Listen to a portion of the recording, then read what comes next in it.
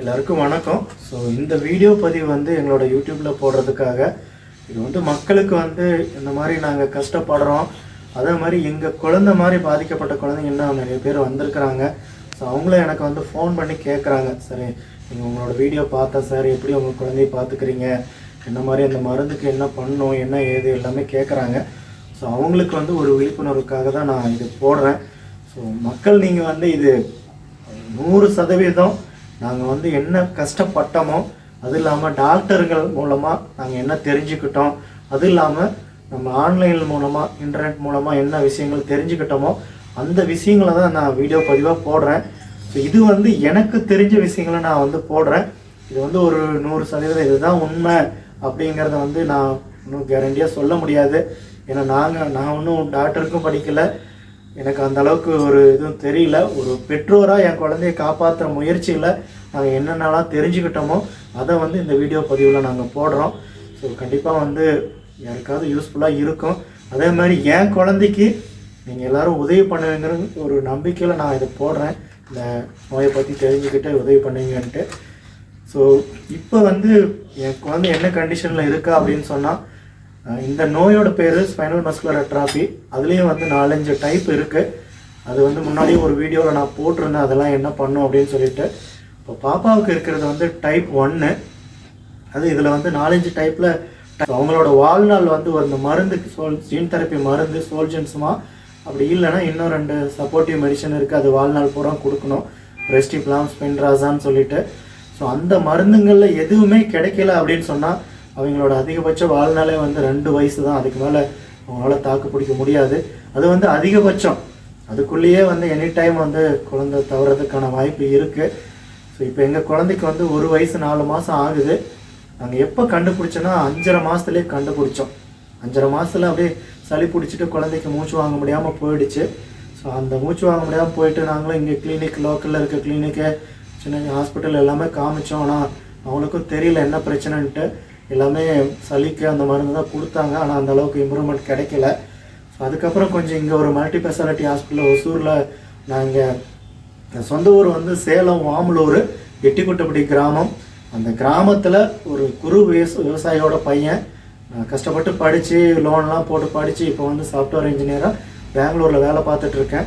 So இங்கே வந்து நான் ஒசூரில் தங்கி பெங்களூரில் வேலை பார்த்துட்டு, முன்னாடி பெங்களூர்லேயே இருந்தேன். குழந்தையோட படிப்புக்காக நான் வந்து மாறி வந்தேன். அப்புறம் இங்கே வந்து ஃபேமிலியும் வந்து இங்கே செட்டில் ஆகணும்னு நினச்சோம். ஸோ அதனால் இங்கே ஃபேமிலி வந்து ஒசூரில் இருந்து டெய்லி ட்ரெயின் மூலமாக வந்து வேலைக்கு போயிட்டுருக்கேன். ஸோ அதனால தான் நாங்கள் இங்கே வந்து பெங்களூர்லேருந்து ஒர்க் பண்ணிவிட்டு இங்கே ஒசூரில் தங்கியிருக்கோம். ஸோ அதனால் இங்கே ஒசூரில் வந்து ஒரு மல்டி ஸ்பெஷாலிட்டி ஹாஸ்பிட்டலில் போய் காமிச்சோம். ஸோ அவங்களும் பார்த்துட்டு உங்கள் குழந்தையோட ஹார்ட் ரேட்டு, ப்ரீத்திங் ரேட்டு, மூச்சு வாங்குற இதெல்லாம் ரொம்ப அதிகமாக இருக்குது, ரொம்ப கிரிட்டிக்கலான இதில் இருக்கா, காப்பாற்றுறதே கஷ்டம், நாங்கள் வேணால் 2 நாள் ஐசியூவில் அட்மிட் பண்ணி பார்க்குறோம், முடிஞ்சால் பார்க்குறோம், இல்லைன்னா பெங்களூரில் ஒரு பெரிய ஹாஸ்பிட்டல், அங்கே பேர் சொல்லாமான்னு தெரில, இருந்தாலும் சொல்கிறோம். ஏன்னா அது நடந்த விஷயம், உண்மையான விஷயம்தான். நாராயணா ஹாஸ்பிட்டல், அது எல்லாருக்குமே உங்களுக்கு தெரியும். ஸோ அந்த ஹாஸ்பிட்டலுக்கு வந்து நாங்கள் அனுப்பிடுவோம். 2 நாள் பார்த்துட்டு நான் வந்து ஒரு ரிஸ்க் எடுக்க விரும்பலை. ஏன்னா இங்கே பார்த்துட்டு திரும்பி அங்கே போய் அவங்க எல்லா டெஸ்ட்டையும் எடுத்து பார்த்து என்ன பண்ணுங்கிறதுல ரொம்ப பெரிய டைம் ஆகிடும் அப்படின்னு சொல்லிட்டு நான் உடனே வந்து நாராயண ஹாஸ்பிட்டலில் நாங்கள் போகிறோன்ட்டு ஆம்புலன்ஸ் வச்சு போயிட்டோம். ஸோ ஆம்புலன்ஸ் வச்சு போயிட்டு அங்கேயும் ஐசியூவில் எல்லாமே செக் பண்ணிவிட்டு, ஸோ அவங்களும் இனிஷியலாக அது சளியாக தான் இருக்கும் அப்படிங்கிற மாதிரி தான் எல்லா ட்ரீட்மெண்ட்டும் ஆரம்பித்தாங்க. பட் மூச்சு வாங்க முடியல ரொம்ப, அதனால் ஐசியூவில் நார்மல் ஐசியூ வச்சு பார்த்தாங்க, பட் முடியல. அதுக்கப்புறம் கிரிட்டிக்கல் ஐசியூ வச்சுட்டு வெண்டிலேட்டரில் வந்து கொண்டு போயிட்டாங்க பாப்பாவை. அந்த வெண்டிலேட்டர் கொண்டு போனதுக்கப்புறமே வந்து பார்க்குற எல்லா டாக்டருமே வந்து அங்கே பல்மனாலஜிஸ்ட்னு சொல்லுவாங்க, அதாவது நுரையீரலுக்கான டாக்டரு. அவர் வந்து அனில்குமார் சபாரி சார், அவர் தான் பெரிய டாக்டர் அங்கே. ஸோ அவர் தான் வந்து எங்கள் குழந்தைக்கு ட்ரீட்மெண்ட் பண்ணார். ஸோ அவர் பார்த்துட்டு கிரிட்டிக்கல் ஐசியூ போனதுக்கப்புறம் வெண்டிலேட்டர் போனதுக்கப்புறம் சொன்னது, குழந்தைய வந்து காப்பாற்றுறது ரொம்ப கஷ்டங்க, ஏன்னா அவளுக்கு 5.5 மாதம் தான் ஆகுதுங்கும் போது ரொம்ப கஷ்டம், அவளை வந்து காப்பாற்றுறது கஷ்டம். அப்படி தான் ஒவ்வொரு டைமுமே எங்களுக்கு வந்து சொன்னார். ஏன்னா நான் வந்து ஒரு ஒளிமுறைவாக சொல்லிவிட்டு கடைசியாக வந்து எந்த ஹோப்பும் இல்லைன்னு நான் சொல்ல விரும்பலை, இதுதான் ஃபேக்ட்டு, நாங்கள் எங்களால் முடிஞ்ச முயற்சி பண்ணுறோம். அவள் வந்து வெளியே வர்றதுங்கிறது 99% வந்து வாய்ப்பே கிடையாது அப்படின்னு சொல்லிட்டாரு. நாங்கள் அங்கேயே காலில் விழுந்துட்டு அழுறோம், சரி எப்படியாவது காப்பாற்றி கொடுத்துருங்கன்னு சொல்லிட்டு. சரிங்க நாங்கள் முயற்சி பண்ணுறேன்னு சொல்லி தான் பார்த்தாங்க. பாப்பாவுக்கு ட்ரீட்மெண்ட் போனது 2 வாரம் எந்த இம்ப்ரூவ்மெண்ட்டே கிடையாது. அதுக்கப்புறம் வந்து நீங்கள் வேணால் பாப்பா கூட இருந்து கொஞ்சம் பாருங்கள், நாங்கள் அதுக்கு மேலே என்ன பண்ண முடியும்னு தெரியலன்னு சொல்லிட்டாங்க. அதுக்கப்புறம் ஒய்ஃபு நானும் மாற்றி கிரிட்டிக்கல் ஐசியூலே வந்து இருந்துட்டு அவள் பக்கத்திலே இருந்து நாங்கள் கொஞ்சம் பார்த்துக்கிட்டோம். அப்புறம் கொஞ்சம் இம்ப்ரூவ்மெண்ட் கிடைச்சிது. வெண்டிலேட்டர்லேருந்து ஹெச்எஃப்என்சின்னு வந்தாங்க. அதுக்கப்புறம் திரும்பவும் ஒரு டைம் வந்து மறுபடியும் மூச்சு வாங்க முடியாமல் போய் மறுபடியும் வெண்டிலேட்டர் போனாங்க. 2வது டைம் போனதுக்கப்புறம்லாம் சொல்லிட்டாங்க, கண்டிப்பாக உங்கள் குழந்தை காப்பாற்றுறதே கஷ்டம். முதல் டைம் வெண்டிலேட்டர்லேயே கஷ்டம், இப்போ 2வது டைமும் போயிட்டாங்க, ரொம்ப காப்பாற்றுறதே கஷ்டம்னு சொல்லிட்டாங்க. ஸோ அப்போவுமே எங்களை வந்து அலோவ் பண்ணாங்க, யாரையுமே அலோவ் பண்ண மாட்டாங்க. இருந்தாலும் ரொம்ப வந்து கிரிட்டிக்கலாக இருக்கனால பேரண்ட்ஸ் வந்து சரி கூட இருந்து பார்த்துக்காங்கன்னு சொல்லிட்டாங்க. நாங்கள் கூட இருந்து ரொம்ப கேர் பண்ணி பார்த்துக்கிட்டோம். ஸோ அங்கே இருந்த நர்ஸுங்களும் கொஞ்சம் பார்த்துக்கிட்டாங்க. இனிஷியலாக கொஞ்சம் வந்து எங்களுக்கு மனசாபம் ஆனது. அதுக்கப்புறம் வந்து அவங்களும் நல்லா பார்த்துக்கிட்டாங்க. ஸோ அதுக்கப்புறம் பார்த்தீங்கன்னா ஒரு 2-3 நாளைக்கு அப்புறம் நல்லா இம்ப்ரூவ்மெண்ட் இருந்தது. அப்புறம் குழந்தைய வந்து நார்மல் வார்டுக்கு மாற்றிட்டாங்க. அப்புறம் டாக்டரே வந்து சொன்னார், நாங்கள் வந்து எதிர்பார்க்கவே இல்லைப்பா, இது வந்து முழுசாக உங்களோட மனைவிக்கு தான் அந்த கிரெடிட் போகணும். ஏன்னா அவங்க தான் வந்து டே அண்ட் நைட்டு நான் வந்து எப்போல்லாம் பார்க்க போகிறேனோ பக்கத்துலேயே வந்து படுத்துட்டு குழந்தைய வந்து பார்த்துக்கிட்டு கண்ணு மூடாமல் பார்த்துட்டு இருந்தாங்க. ஸோ அவங்களோடதுனால தான் வந்து உங்கள் குழந்தை வந்து இந்த நிலைமைக்கு வந்திருக்கா. ஐசியூவில் அந்த வெண்டிலேட்டரில் இந்த குழந்தையா இப்படி சிரிக்குது, ஒரு தேவதை மாதிரி சிரிக்கிறா அப்படிங்கிற மாதிரி அங்கேயே எனக்கு வந்து சொல்லிவிட்டு கண்டிப்பாக ஒரு முயற்சி பண்ணுங்க, எனக்கு வந்து 16 கோடி ரூபாய் மருந்து தான் கொடுத்தா தான் காப்பாற்ற முடியும் அப்படின்னு சொல்லி சொன்னார். அதுவும் ஒரு ஜெனட்டிக் டெஸ்ட்டு 10,000 ரூபாய் டெஸ்ட்டு எடுத்து தான் அதை கண்டுபிடிச்சோம். நாங்கள் அதில் டைப் 1ன்னு வந்துருச்சு. அதுதான் ஒரு பெரிய பிரச்சனையாக போயிடுச்சு. ஏன்னா டைப் 2னா கூட கொஞ்சம் டைம் கிடைக்கும். ஆனால் இந்த மருந்து கிடைக்கிறது 2 வயசுக்குள்ளே தான் கொடுத்தாகணும். ஸோ அதனால் வந்து கொஞ்சம் முயற்சி பண்ணுங்கப்பான்னு அவர் சொல்லிட்டாரு. அதுக்கு மேலே வந்து இன்னொரு நியூராலஜிஸ்ட்டுக்கு வந்து ரெஃபர் பண்ணாங்க, மினால் மேடம்னு சொல்லிட்டு. ஸோ அவங்கள போய் பார்த்தோம். அவங்க வந்து ஒரே விஷயம் சொன்னது, இங்கே நம்ம ஹாஸ்பிட்டலில் வந்து அந்தளவுக்கு SMA பேஷண்ட்டை பார்க்கல சார், ஆனால் இங்கே வந்து ஆனா ஆக்னஸ் மேத்யூன்ட்டு ஒரு ஸ்பெஷலிஸ்ட் இருக்காங்க, ஸோ அவங்க போய் பாருங்கள், அவங்க நிறைய SMA பேஷண்ட்டை வந்து பார்த்துருக்குறாங்க அப்படின்னு சொன்னாங்க. ஸோ அவங்களுமே சொன்னாங்க, இது 16 கோடி ரூபா மெடிசனு, அது முடியுமான்னு தெரியல, முடிஞ்ச வரைக்கும் அவங்கள போய் பாருங்கன்னு சொன்னாங்க. ஸோ நாங்கள் வந்து போயிட்டு அப்போவே அதாவது அந்த விஷயம் நடந்ததுமே எங்களால் அதை நம்பவே முடியல. ஏன்னா பிறந்து நல்லா ஒரு குழந்தை வளர்ந்து 5 வயசில் வந்து 6 கிலோவுக்கு மேலே நல்லா இருந்த குழந்தை, வீட்டில் நல்லா எங்களை பார்த்து சிரிக்கிறதுலேருந்து எல்லா ஆக்டிவிட்டீஸும் நல்லா இருந்தது. பட் நாங்கள் 3 மாதத்தில் வந்து கழுத்து நிற்கலைங்கிறத மொதல் சிம்டமாக பார்த்தோம். அதுவும் போய் இங்கே இருக்க பீடியாட்ரிஷனை கேட்டோம் நாங்கள். அவங்க என்ன சொன்னாங்க, ஒரு சில குழந்தைங்களுக்கு 5 மாதம் கூட ஆகும் சார், 6 மாதம் கூட ஆகும், ஸ்லோவாக தான் அந்த குழந்தைங்களுக்கு கிடைக்கும், அந்த நெக் கண்ட்ரோல் கிடைக்கும் அப்படிங்கிற மாதிரி சொன்னாங்க. பட் நாங்கள் அதனால் அது ஒரு பெரிய விஷயமா தெரியல. ஆனால் அங்கே போனதுக்கப்புறம் தான் தெரிஞ்சுது அதுதான் அந்த நோய்க்கான முதல் அறிகுறி அப்படின்னு சொன்னாங்க. அப்புறம் அந்த மூச்சு வாங்க முடியாமல் போனது வந்து 2வது அறிகுறி என்னென்னா, அது மூச்சு வாங்க முடியாமல் போயிடும், கொஞ்சம் கொஞ்சமாக தசை நார் அந்த நரம்பு எல்லாமே வலுவிழந்து போயிடும். அதுக்கப்புறம் அவங்களால சுவாசிக்க முடியாது, சரியாக சாப்பாடுமே போகாது அப்படிங்கிறது அதோட நோயோட பெரிய பிரச்சனை. அதுக்கப்புறம் அவங்கள காப்பாற்றுறதே கஷ்டம். இது எல்லாமே நாங்கள் போயிட்டு டாக்டர் ஆன் பார்த்ததும் அவங்களும் இது எல்லா விஷயங்களும் சொன்னாங்க, இந்த மாதிரி விஷயங்கள்லாம் நடக்கும் அப்படின்ட்டு. அப்புறம் வந்து நீங்கள் வந்து ஒரு மென்டலி வந்து ப்ரிப்பேர்டாக இருந்தால் மட்டும்தான் இந்த குழந்தைய பார்த்துக்க முடியும். அதாவது ஹாஸ்பிட்டல் என்ன மாதிரி நர்சிங் கேர் பண்ணுறாங்களோ அத்தனை விஷயங்களும் உங்களுக்கு தெரிஞ்சிருக்கணும். நாங்கள் கொடுக்குற ட்ரீட்மெண்ட்டை வந்து டைம் என்ன கொடுக்கணுமோ அதெல்லாம் நீங்கள் வந்து ப்ராப்பராக கொடுத்தா மட்டும்தான் காப்பாற்ற முடியும். அது இல்லாமல் இந்த மருந்து கிடைக்க வாய்ப்பு இருக்குது இல்லை அப்படிங்கும்போது வந்து எனக்கு என்ன வேணால் நடக்கலாம். ஸோ அதுக்கு வந்து நீங்கள் வந்து ஒரு மென்டலாக ப்ரிப்பேர்டாக இருக்கணும். அப்படி இல்லைன்னா இந்த குழந்தைய வந்து கஷ்டப்படுத்தாதீங்க, தயவு செஞ்சு. கடவுள் அவளுக்கு வந்து இவ்வளோ தான் லைஃப் டைம் கொடுத்துருக்குறாருன்னு நினச்சிட்டு அந்த குழந்தைய தயவு செஞ்சு விட்டுருங்க, அந்த குழந்தைய கஷ்டப்படுத்தாதீங்க அப்படிங்கிற மாதிரி அவங்க ஓப்பனாகவே எல்லாமே சொன்னாங்க. அப்புறம் அவங்க சொன்னது, ஒரு முழு மனசோடு நீங்கள் வந்து காப்பாற்றணும்னு நினச்சா அதில் என்னென்ன பண்ணுமோ அந்த பக்கம் போங்க, இல்லைனா தயவு செஞ்சு அந்த குழந்தைய வந்து நிம்மதியாக விட்டுருங்கன்னு சொல்லி சொன்னாங்க. நாங்கள் வந்து நானும் ஒய்ஃபும் பேசிட்டு என்ன பண்ணோன்னா, கண்டிப்பாக வந்து அந்த முயற்சி எடுக்கணும். ஏன்னா ஒரு 5 மாதம் வரைக்கும் கையில் வந்து தாளாட்டி இது சீராட்டின குழந்தைய வந்து ஒரு மருந்துக்கு வந்து பணம் இல்லை அப்படிங்கிறதுனால மருந்து வாங்க முடியாது, காப்பாற்ற முடியாது, போடா நம்மளால் முடியாதுன்னு சொல்லி எங்களுக்கு வந்து விடுறதுக்கு தோணலை. ஸோ என்னோடய மனைவிக்கிட்ட சொல்லி நாங்கள் வந்து பேசிட்டு கண்டிப்பாக ஒரு முயற்சி எடுப்போம், நான் செத்தாலும் பரவாயில்ல, என் குழந்தைய வந்து நான் காப்பாற்றாமல் விட மாட்டேன் அப்படின்னு சொல்லிட்டு அவங்க ரொம்ப வந்து என்னை எப்படியாவது காப்பாற்றணும்னு ரொம்ப நிர்பந்தம் பண்ணி நம்ம எல்லாம் சரி ஓகே முடிஞ்ச வரைக்கும் முயற்சி பண்ணலாம் அப்படின்னு பார்த்தோம்.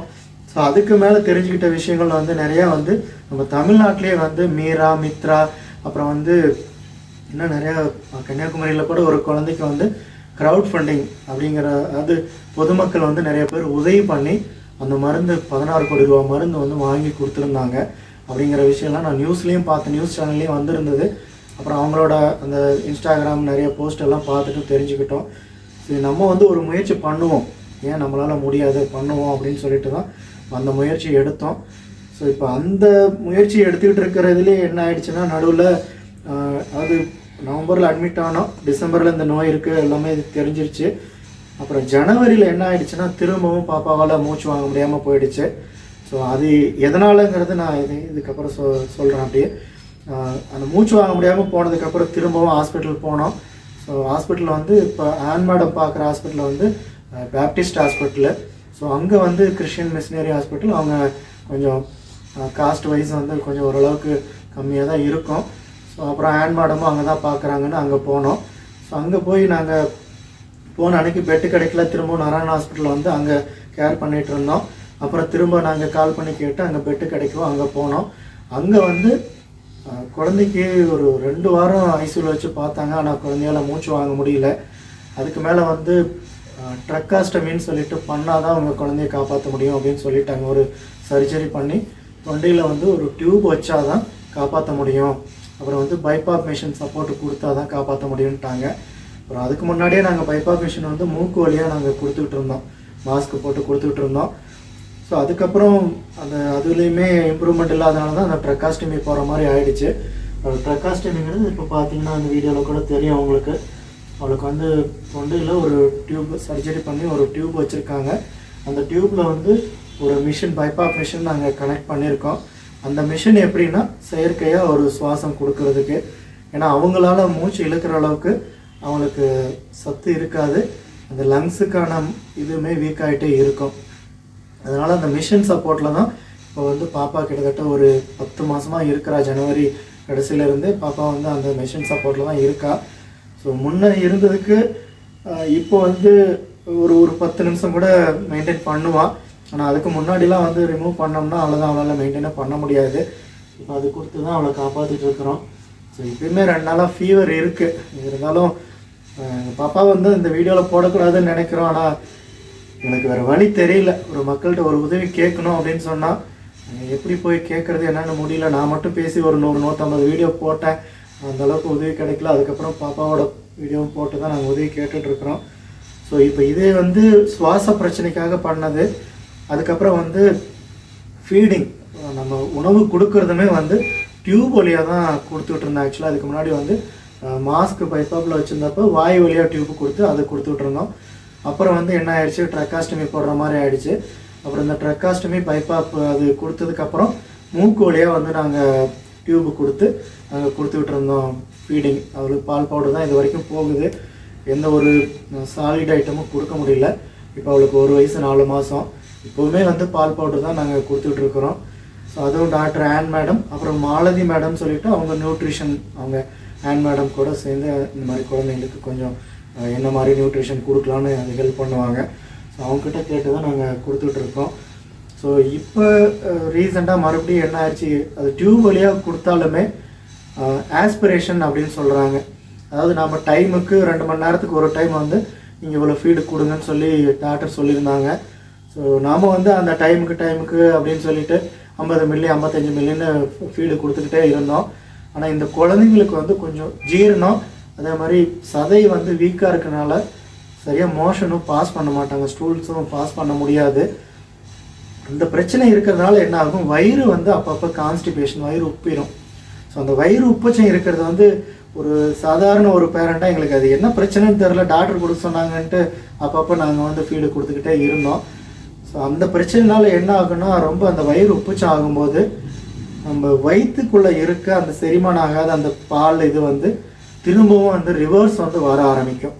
அது வரும்போது என்ன ஆகுன்னா, நம்மளோட நுரையீரல் லங்ஸுக்கும் வந்து போயிடுச்சுன்னா அப்போ வந்து சரியாக வந்து அவங்களால மூச்சு வாங்க முடியாது. அப்புறம் நுரையீரலில் வந்து இன்ஃபெக்ஷன் ஆகிட்டு அவங்களுக்கு நிமோனியா பிரச்சனை வந்துடும். அது மாதிரி இது வரைக்கும் வந்து கிட்டத்தட்ட ஒரு 7 தடவை என் குழந்தைய வந்து ஐசியூவில் அட்மிட் பண்ணி காப்பாற்றி கூப்பிட்டு வந்திருக்கிறேன் இந்த நிமோனியா சிம்டம்ஸ் வந்து. ஸோ இப்போ ரீசெண்டாக ஆகஸ்ட்டில் வந்து என்ன ஆச்சு, சரி அந்த டியூப் வழியாகவும் சரியாக இம்ப்ரூவ்மெண்ட் இல்லை அப்படின்னு சொல்லிட்டு ஜி டியூப்ன்ட்டு வயிற்றில் வந்து கேஸ்ட்ராஸ்டமி டியூப்ன்ட்டு அது ஒரு சர்ஜரி பண்ணிவிட்டு அது கூடவே ஃபண்டாப்ளைக்கா அப்படின்னு சொல்லி சொன்னாங்க. ஸோ அதுவும் பண்ணியிருக்கோம். ஃபண்டாப்ளைக்கானா நம்ம இந்த உணவு குழலில் வந்து அப்படியே சுருக்கிடுவாங்க, வயிற்றுக்குள்ளேருந்து ரிவர்ஸ் வந்து அந்த வராத மாதிரி சுருக்கிடுவாங்க. ஸோ அது சுருக்கிட்டால் என்ன ஆகும், இந்த மாதிரி ஆஸ்பிரேஷனால் லங்ஸுக்கான பிரச்சனைங்க வராது. அந்த பிரச்சனைக்காக மறுபடியும் நாங்கள் வந்து அந்த இதுவும் பண்ணோம். அது வந்து ஒரு பெரிய ரிஸ்க்கான ஆப்ரேஷன். குழந்தை வந்து ரொம்ப வீக்காக இருக்கா. அப்போ 5.5 மாதத்தில் 6 கிலோ இருந்தவ கடைசியாக இப்போ ஒரு 7-8 மாதத்தில் 4.5 கிலோ வந்துட்டா. அதுக்கப்புறம் இம்ப்ரூவ்மெண்ட்டே இல்லை, என்ன பால் கொடுத்தாலும் இம்ப்ரூவ்மெண்ட்டே இல்லை.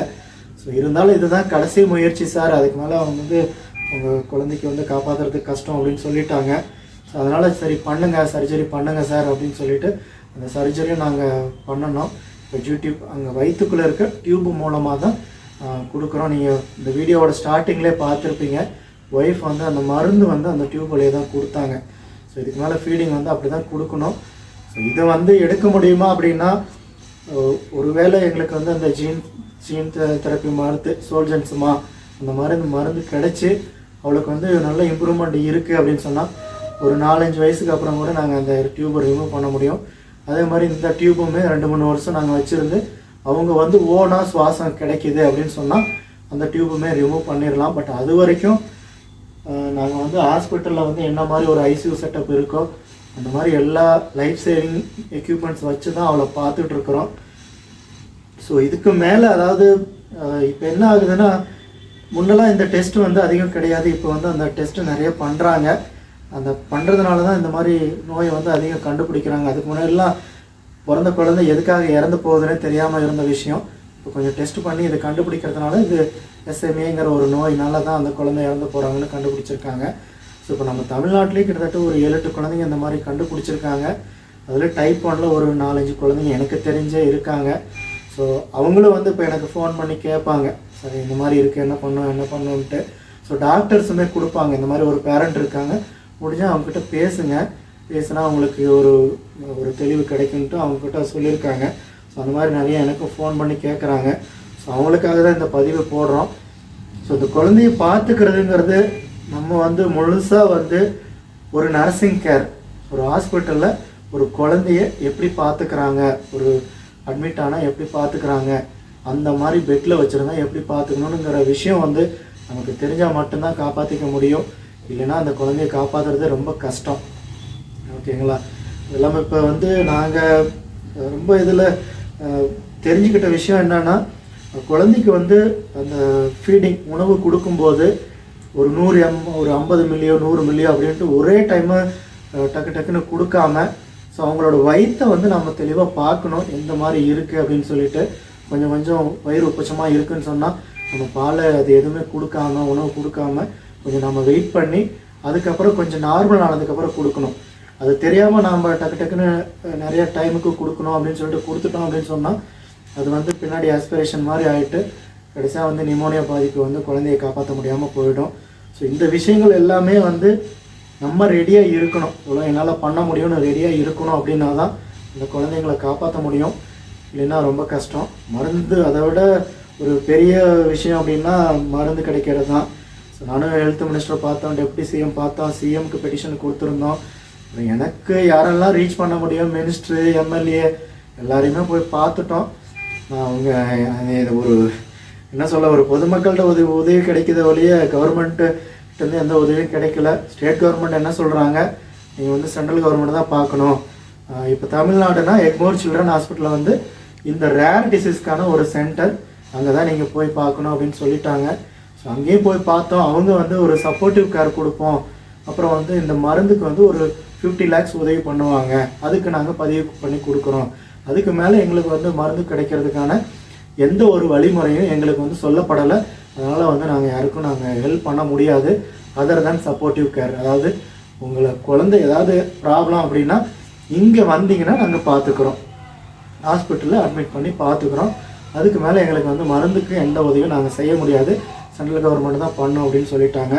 ஸோ அதுக்கு மேலேயே நாங்கள் நேஷ்னல் ஹெல்த் மிஷன் அவங்க தான் வந்து சென்ட்ரல் கவர்மெண்ட்டுக்கும் ஸ்டேட் கவர்மெண்ட்டுக்கும் இந்த மாதிரி ஒரு மருத்துவம் சம்மந்தமான ஒரு உதவி பண்ணுறவங்க. ஸோ அவங்ககிட்டையும் நாங்கள் போய் அங்கே தெனாம்பேட்டில் தெனாம்பேட்டில் வந்து டிஎம்எஸ் பில்டிங்கில் இருக்குது, அந்த ஆஃபீஸ்லேயும் போய் கேட்டிருந்தோம் ஐஏஎஸ் ஆஃபீஸர்கிட்ட. ஸோ அவங்களும் வந்து கண்டிப்பாக எங்கள் சைடில் வந்து இதை பற்றி ஒரு அனலைஸ் பண்ணிவிட்டு என்னெல்லாம் இந்த நோய்க்கு மருந்து இருக்குது, இப்போ கிடைச்ச குழந்தைங்க எப்படி இருக்காங்கன்னு பார்த்துட்டு நாங்கள் உதவி பண்ணுறோன்னு சொல்லியிருந்தாங்க. பட் அது என்னென்னா ஒரு எந்த அளவுக்கு ஒரு எஃபெக்டிவாக கவர்மெண்ட் சைட்லேருந்து உதவி கிடைக்கும்னு தெரியல. அது டெல்லியில் ஒரு கேஸ் போட்டுமே வந்து இந்த குழந்தைக்கு அதாவது 16 கோடி ரூபா மருந்து பண்ணனாலும் ரெஸ்டிப்லான்னு ஒரு மருந்தாவது நீங்கள் இமீடியட்டாக வாங்கி கொடுக்க உதவி பண்ணோன்னாங்க. ஸோ அந்த மருந்து பாகிஸ்தானில் 41,000 கிடைக்கிது, சைனாவில் 48,000 கிடைக்கிது. பட் நம்ம இந்தியாவில் வந்து அது 6,12,000 அந்த மருந்து ஒரு பாட்டிலு. அது ஒரு மாதம் ஒரு வாரம் கூட தாங்காது. குழந்தைங்க வந்து வெயிட் ஆக அந்த மருந்து அவ்வளோ கூட நம்மளால் கொடுக்க முடியாது, வாழ்நாள் பூரா கொடுக்கணும். ஸோ அதனால் அந்த மருந்துக்கு நம்ம அரசாங்கம் உதவி பண்ணாமல் அந்த மருந்தை நம்பி நம்ம எதுவும் பண்ண முடியாது. அது இல்லாமல் அந்த மருந்து வந்து டைப் 2 டைப் 3 குழந்தைங்க, அதாவது டைப் 2 டைப் 3 குழந்தைங்களுக்கு அந்த மருந்து வாழ்நாள் பூரா கிடைச்சதுன்னா அவங்கள காப்பாற்ற முடியும் அப்படின்னு. இப்போ டைப் 1 குழந்தைங்களுக்கு வந்து அந்த மருந்து வந்து ஒரு சப்போர்ட்டிவ் கேர் தான், ஒரு ப்ரிவென்டிவாக இருக்கும், ஒரு கொஞ்ச நாளைக்கு காப்பாற்றி கொடுக்கும், அவ்வளோதான். பட் அது வந்து ஓரளவுக்கு க்யூர் பண்ணுமாங்கிறது தெரியல. பட் இதுவே சோல்ஜின்ஸுமா அப்படிங்கிற மெடிசன் கொடுத்தா அது வந்து இந்த நோய்க்கான மருந்து டைப் 1 குழந்தைங்களுக்கான ஒரு மருந்து, அந்த மருந்து தான் வேலை செய்யும். ரெஸ்டிப்லாம் சின்ட்ராசாங்கிறது டைப் 2 அந்த குழந்தைங்களுக்கு தான் கேட்கும். ஸோ இருந்தாலும் நாங்கள் வந்து எவ்வளவோ முயற்சி பண்ணிகிட்ருக்குறோம். இன்னும் ஒரு சப்போர்ட் கிடைக்கல கவர்மெண்ட்லேருந்தோ மக்கள்கிட்டருந்தும் வந்து இது வரைக்கும் ஒரு 1.8 crore பண்ணோம், அதுக்கு மேலே கிடைக்கல. ஸோ இப்போ இந்த நோய் எதனால் வருதுங்கிறது அந்த விஷயத்தையும் நான் சொல்லிடுறேன். இப்போ நாங்கள் என்னெல்லாம் கஷ்டப்பட்டு இப்போ எந்த அளவில் இருக்கோம் அப்படிங்கிறது சொல்லியிருக்கேன். ஸோ இந்த மருந்து கிடைக்கிறதுக்கு நீங்கள் சப்போர்ட் பண்ணால் தான் காப்பாற்ற முடியும். அதுதான் ஒரு ஒரு அழுத்தம் திருத்தமாக ஒரு பணிவோட உங்களை வந்து கெஞ்சி நான் கேட்டு பதிவு பண்ணிக்கிறேன் இந்த இடத்துல. ஏன்னா இப்போ நிறைய கட்சிகள் எல்லாம் வந்து பேசுகிறாங்க, பிறப்புக்கும் எல்லா உயிருக்கும்னு பேசுகிறாங்களே தவிர யாரும் ஒரு ஒரு இந்த நியூஸை வந்து பார்க்காத ஆளே இருக்க மாட்டாங்க. கண்டிப்பாக எல்லோரும் பெரிய ஆளுங்க எல்லாம் பார்த்துருப்பாங்க. பார்த்துட்டு ஏன் வந்து ஒரு இக்னோர் பண்ணுறாங்கன்னு தெரில. நீங்கள் வந்து இந்த கோடி ரூபாய் பார்க்கலாம், அந்த மருந்தோட விலை வந்து இப்போ 16 கோடியிலேருந்து 8.5 கோடி கிடைச்சா கூட காப்பாற்ற முடியும், வாங்கிடலான்னு சொல்லியிருக்காங்க. ஸோ இதை பார்க்காத பெரிய ஆளுங்களே இருக்க முடியாது. ஏன்னா இன்ஸ்டாகிராமில் நியூஸில் எல்லாமே வந்திருக்கு, எல்லாமே பார்த்துட்டு நம்மளுக்கு வந்து ஒரு எதனால் எங்களை வந்து ஒரு உதவி பண்ணாமல் பார்த்துட்ருக்காங்கன்னு புரிய மாட்டேங்குது. ஏன்னா ஒரு 10 லட்சம் பேர் 70 ரூபாய் இப்போ கொடுத்தா கூட எங்கள் குழந்தைய காப்பாற்ற முடியும். 1 லட்சம் பேர் 700 ரூபாய், அதே ஒரு 10,000 பேர் 7,000 ரூபாய். ஒரு நம்ம தமிழ்நாட்டில் ஒரு 10,000 பேர் ஒரு கோடீஸ்வரன் இருக்க மாட்டாங்களா சொல்லுங்கள், லட்சாதிபதி இருக்க மாட்டாங்களா? ஏதோ ஒரு மனசு வச்சு கொடுத்தாங்களா கூட காப்பாற்ற முடியும். இருந்தாலும் நான் வந்து என்ன சொல்லணும், ஒரு வேண்டுகோள் தான் வைக்க முடியும். பட் உங்களோட மனசு தான் அது, கொடுக்குறது கொடுக்காததும். ஸோ அது வந்து ஒரு அழுத்தம் திருத்தமாக அந்த பதிவில் சொல்லிக்கிறேன். அதுக்கு மேலே இப்போ வந்து அந்த நோயை பற்றின விஷயம் சொல்லிடுறேன். ஏன்னா இது ஒரு பெரிய வீடியோவாக போட்டுடலாம், நிறைய பேர் கேட்குறாங்க. அதனால் இந்த பெரிய வீடியோவை போட்டுட்டு அவங்களும் இதை பார்த்து தெரிஞ்சுக்கிட்டோம் அப்படிங்கிறதுக்காக தான் இந்த வீடியோ. ஸோ இப்போ இந்த நோயை பற்றி சொல்லணும் அப்படின்னு சொன்னால், இந்த நோய் வந்து எப்படி இருக்குன்னா, பிறந்த குழந்தைங்களுக்குன்னா எல்லாருக்குமே வந்து ஒரு 2 முக்கியமான வந்து ஜீன் வந்து உடம்புல இருக்கணும். அது என்ன சொல்கிறாங்கன்னா சர்வைவல் மோட்டார் நியூரான் சொல்கிறாங்க. ஸோ அந்த ஜீன் வந்து அந்த சர்வைவல் மோட்டார் நியூரானில் அந்த ஜீன் இருக்குது. அந்த ஜீன் தான் வந்து நம்மளோட உடல் வளர்ச்சிக்கும், அது இல்லாமல் மூளையிலேருந்து போகிற சிக்னலை வந்து நம்மளோட உடலை எல்லா செல்ஸுக்கும் கொண்டு போய் சேர்த்துற மெயினான ஜீனு. ஸோ அந்த ஜீன் வந்து நம்மளோட தண்டு வடத்தில் இருக்குது. ஸோ அந்த ஜீன் பேர் என்ன சொல்கிறாங்க அப்படின்னு சொன்னால் SMN1 SMN2 அப்படின்னு சொல்கிறாங்க. SMN1ங்கிறது வந்து மூளையிலேருந்து போகிற சிக்னலை வந்து எல்லா செல்ஸுக்கும், சதையில் இருக்க எல்லா செல்ஸுக்கும் கொண்டு போய் சேர்த்துறது. இப்போ என்னென்னா ஒரு தொட்ட இந்த இடத்துல ஒரு சென்ஸ் கிடைக்கிது அப்படின்னு சொன்னால், நம்மளோட கையில் இருக்க இந்த இதுலேருந்து எலக்ட்ரிசிட்டி ஒரு மாதிரி ஒரு சிக்னல் வந்து இங்கே பாஸ் ஆகும் இந்த செல்ஸ் வழியாக. அது திரும்ப வந்து மூளைக்கு வந்து ஒரு SMN1 புரோட்டீன் அப்படிங்கிறது மூலமாக கொண்டு போய் மூளைக்கு சேர்த்தோம். அப்போ அந்த மூளை வந்து ஐடென்டிஃபை பண்ணது இந்த இடத்துல டச் ஆகிருக்கு, இந்த செல்லில் இருக்குது, எல்லாம் கொண்டு போய் சேர்த்தோம். அந்த SMN1ங்கிற ஜீன் வந்து எங்களோட குழந்தைக்கு வந்து அது இல்லை, பிறக்கும்போது வந்து அந்த ஜீன் வந்து 0. ஸோ அதில் வந்து எப்படி இருக்குன்னா 2 காப்பி சொல்கிறாங்க, ஒவ்வொருத்தருக்கும் 2 காப்பி, அதாவது 2 SMN1 இருக்கும். ஒன்று வந்து மேல்கிட்டேருந்து வர்றது, ஒன்று ஃபீமேல்கிட்டேருந்து வர்றது. ஸோ இதில் வந்து இப்போ என் குழந்தைக்கு 2மே 0, அதனால தான் இந்த நோயோட பாதிப்பு இருக்குது. யாருக்கெல்லாம் ஒரு ஜீன் அட்லீஸ்ட் மேலுக்கிட்டேருந்து வந்தது இருந்தாலும் சரி, ஃபீமேல்கிட்டேருந்து வந்தது இருந்தாலும் சரி, அவங்க கண்டிப்பாக வந்து மற்ற நார்மல் மனுஷங்க மாதிரியே அவங்க சர்வை பண்ண முடியும், அவங்க வாழ்நாள் பூரா இருக்க முடியும். ஸோ இந்த ஒரு ஜீனு இருக்கிறவங்க கூட பிரச்சனை கிடையாது, இந்த 2 ஜீனுமே இல்லாதவங்களுக்கு தான் இந்த SMA ப்ராப்ளம்னு சொல்கிறாங்க. அப்புறம் வந்து இது எதனால் வருது அப்படின்னு சொன்னால், இப்போ நம்மளோட ஃபேமிலியில் வந்து முன்னெல்லாம் ஒரு 4-5 குழந்தைக்கூட பெற்றுக்கிட்டாங்க. அதே மாதிரி இப்போ அவங்கள இருந்து நாம் வந்து ஒரு பாரம்பரியமாக நம்ம ஜென்ரேஷன் அப்படியே வந்துகிட்டு இருக்கு அப்படின்னு சொன்னால், ஒரு ஜெனட்டிக் மியூட்டேஷன் அப்படிங்கிற இது வந்து அது எல்லாருக்குமே இருக்குது. ஏன் முன்னாடி வந்து அந்த காலத்தில் வந்து அனிமல்கள் பெரிய பெரிய அனிமல் அழிஞ்சதுக்கு காரணமே அந்த மாதிரி ஒரு ஜெனட்டிக் மியூட்டேஷன் ஆகிட்டு அந்த இதெல்லாம் வந்து சர்வை பண்ண முடியாமல் அழிஞ்சு போனது தான். அந்த மாதிரி தான் இப்போ மனுஷங்களுக்கும் வந்து இந்த மாதிரியான விஷயங்கள் நடந்துகிட்ருக்கு. ஏன்னா அப்போலேருந்து அந்த ஜீன் வந்து ஒவ்வொருத்தருக்கும் மாறி மாறி போகும்போது ஏதோ ஒரு ஃபேமிலியில் பிறந்த குழந்தைக்கு அந்த ஜீன் வந்து ஒரு ஜீன் இல்லாமல் போயிடும்.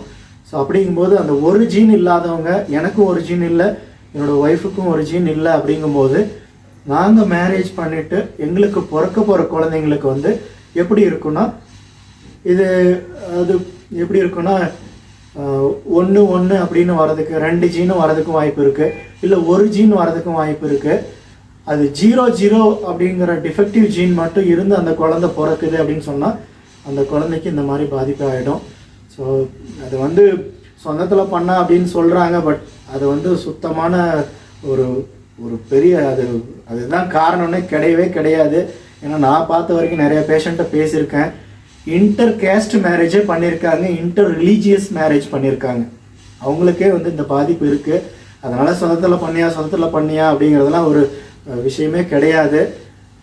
உங்களுக்கு வந்து அந்த ஜீன் ப்ராப்ளம் இருந்து நீங்களும் வந்து ஒரு ஜீன் ப்ராப்ளம் இருக்க, அதாவது எப்படி ஒரு ஜீன் இருக்கிறவங்கள வந்து கேரியர் அப்படின்னு சொல்கிறாங்க. கேரியர்னால் நமக்கு வந்து ஒரு டிஃபெக்ட் இருக்குது, நான் ஒரு ஜீன் தான் எனக்கு இருக்குது, இன்னொரு ஜீன் இல்லை அப்படின்னா வந்து நான் ஒரு டிஃபெக்டிவ் ஜீன் வச்சுருக்கேன். டிஃபெக்டிவ்னா செயல்படாத ஒரு மரபணு இருக்குது என்கிட்ட, அந்த மாதிரியான ஒரு விஷயம். நான் வந்து என்ன மாதிரி பாதிக்கப்பட்டவங்களை வந்து நான் கல்யாணம் பண்ணி அவங்களுக்கு பிறக்க போகிற குழந்தைங்களுக்கு கண்டிப்பாக அந்த நோய் பாதிப்பு இருக்கும். அப்புறம் இது வந்து SMN1ங்கிற விஷயம். இதில் SMN2ன்னு இருக்குது. இந்த SMN2வில் வந்து நீங்கள் வந்து அதில் நிறைய காப்பீஸ் இருக்கும், அதுலேயும் 2 தான், மேல்கிட்டேருந்து வரும், ஃபீமேல்கிட்டேருந்து வரும், ஒரு ஆண்கிட்டையும் பெண்கிட்டேருந்து வருது.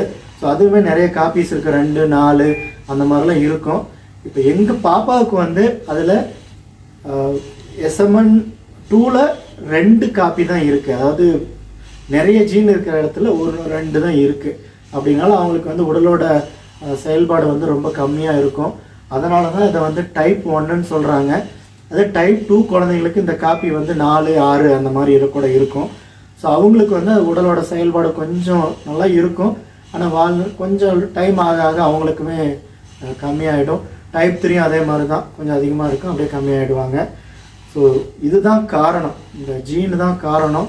ஸோ இது வந்து யாருக்கு வேணாலும் வரலாம். அமெரிக்காவில் பார்த்தீங்கன்னா 10,000 குழந்தை இல்லை 3,000 குழந்தையில் ஒரு குழந்தைக்கு அந்த மாதிரி கூட இருக்குதுன்னு சொல்லி தான் அவங்க தான் இந்த மருந்தை கண்டுபிடிச்சிருக்காங்க.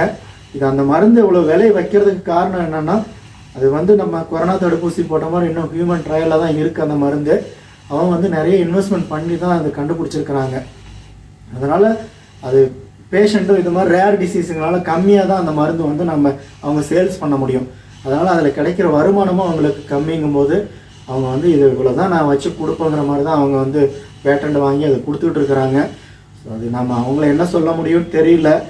ஸோ இது ஒரு விஷயம் கண்டுபிடிச்சிருக்கிறாங்க அமெரிக்காவில், அது இவ்வளோ விலை வச்சுருக்கிறாங்க, அதை வாங்கி கொடுத்தா தான் காப்பாற்ற முடியுங்கிறது ஒரு பெரிய வேதையான விஷயம். ஏன்னா உயிர்காக்கும் மருந்து வச்சுட்டு இவ்வளோ ரேட்டுங்கிறது நம்ம அவங்கள ஒன்றும் சொல்ல முடியாது, ஏன்னா அவங்க மருந்து கம்பெனிக்காரங்க. நம்ம அவங்கள எதுவும் சொல்ல முடியாது. நம்ம நாட்டில் வந்து எல்லாம் பேசுகிறோம், வந்து 2030 வல்லரசு நல்ல அரசுன்னு பேசுகிறோம். ஆனால் நம்ம நாட்டில் ஏன் இன்னும் அதை பற்றி மருந்து கண்டுபிடிக்கலங்கிற தெரில. இப்போ தான் அதை ஒரு ஸ்டடி பண்ணிகிட்டு இருக்கிறாங்க மருந்து கண்டுபிடிக்கிறதுக்கான. இது இன்னும் எத்தனை வருஷம் ஆகுதுன்னு தெரில. அதுக்குள்ளே என் குழந்தைக்கு 2 வயசுக்குள்ளே அந்த மருந்து வாங்கி கொடுத்தா தான் காப்பாற்ற முடியும். அட்லீஸ்ட் அதுக்குள்ளேயாவது என் குழந்தைக்கு அந்த மருந்துக்கு வாங்கி கொடுத்து ஏதாவது எப்படி வேலை செய்யுது என்னன்னாவது வாங்கி கொடுத்து காப்பாற்றி கொடுக்கலாம். அதுவும் இன்னும் எந்த உதவியும் கிடைக்கல. நாங்களும் சென்ட்ரல் கவர்மெண்ட்டுக்கு மினிஸ்ட்ரி எல்லாமே ரைட் பண்ணி பார்த்துட்டோம், உதவி கிடைக்கல. அந்த மருந்து நம்ம நாட்டில் எப்போ கண்டுபிடிச்சி வருமோ அது தெரியல. அது வரைக்கும் வந்து இந்த மருந்து வாங்கி கொடுத்தா தான் காப்பாற்ற முடியும். அது அரசாங்கத்துக்கிட்ட உதவி கிடைக்காத பட்சத்தில் மக்கள் நீங்கள் தான் உதவி பண்ணணும். ஸோ தயவு செஞ்சு எங்கள் குழந்தைய காப்பாற்றி கொடுங்க. ஸோ இதே மாதிரி இருக்க நோய்வாய்ப்பட்ட குழந்தைங்களும் இந்த வீடியோ பாருங்கள். ஏதாவது தெரியலனாலும் எனக்கு ஃபோன் பண்ணி கேளுங்க. எனக்கு தெரிஞ்ச விஷயங்களும் நான் ஷேர் பண்ணிக்கிறேன். அதே மாதிரி நமக்கு வந்து மருத்துவரோட சப்போர்ட்டும் வேணும். ஒரு விஷயம் வந்து ஒரு பாதிப்பு, ஏன்னா இப்போ 2 நாளாக பாப்பா காய்ச்சல் இருக்குது, உடனே ஹாஸ்பிட்டல் போனால் என்ன ட்ரீட்மெண்ட் பண்ணணும் என்ன ஏது பார்த்துட்டு ஒரு லெவலுக்கு மேலே போய்ட்டு இமீடியட்டாக நீங்கள் ஹாஸ்பிட்டல் போய் அட்மிட் ஆகுங்க அப்படிங்கிற மாதிரி பார்க்கணும். அதே மாதிரி பணம் இருக்கணும். பணம் இருந்தால் தான் நீங்கள் கொண்டு போய் ஹாஸ்பிட்டலில் பார்த்துமே காப்பாற்ற முடியும். பணம் இல்லைன்னா நம்ம கண்டிப்பாக கையிலேயே என் குழந்தை எப்படி போயிடுச்சு பணம் இல்லை அப்படின்னு வேதனைப்படுறதை தவிர நம்மளுக்கு வேறு விஷயம் கிடையாது. எனக்கு வந்து இவ்வளோ நாள் ஹெல்ப் பண்ணி அவங்க கொடுத்ததுனால தான் இவ்வளோ நாள் என் குழந்தையை காப்பாற்றிட்டுருக்கிறேன்.